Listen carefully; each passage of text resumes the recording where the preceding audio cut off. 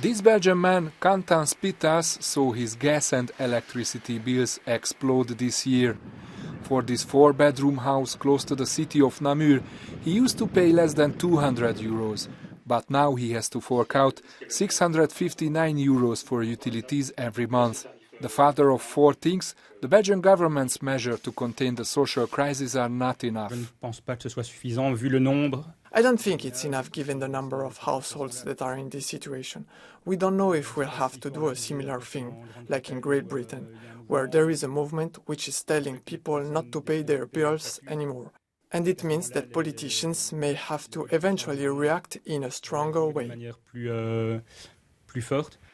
The Belgian federal government has already announced a plan to try to contain the evolving crisis. This includes a social energy tariff for the poor, a cut in VAT for gas and electricity, and increased support for the renovation of houses. In the capital, Brussels, the Public Centre for Social Welfare started an information campaign at local markets about their options for help. So far, requests by families have doubled, and with winter coming, a wave of poverty could be on the way. We expect there to be a wave of poverty rolling over the city of Brussels and over the region, because indeed we have characteristics specific to the region. We have a lot of tenants and we have a lot of homes that are energy sieves, that are not sufficiently insulated or where energy consumption is not controlled.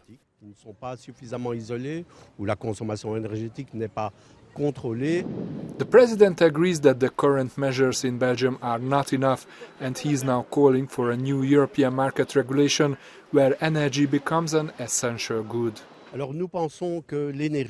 So we think energy is an essential good. It must escape the laws of the traditional market. We need a regulated market where European states or even Europe can set ceilings. Everyone needs energy.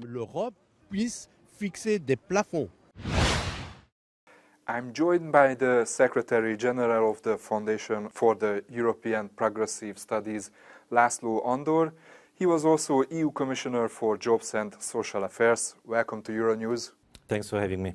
We see basically all of the European member states are trying to mitigate the effects of the crisis. Some are implicating VAT cuts, some others are providing support for the most vulnerable. What is working and what is not working? This is a big task for social safety nets. In countries where the social safety net is not strong enough, they need to reinforce it. And this might be the time to roll out new types of basic services. Now the time might have come for universal basic services, to roll out services which make the situation manageable for the most vulnerable social groups. So you mean like heating should be a basic service for the poor? Heating is one critical area where some kind of intervention is necessary. It can vary from country to country. And some people are asking, if the prices are rising, why don't we just index the wages?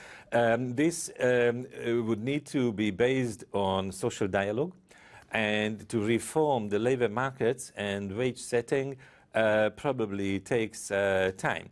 But it's indeed a critical point, because a lot of people believe that a so-called wage price spiral is a factor which is driving this inflation. This is not true.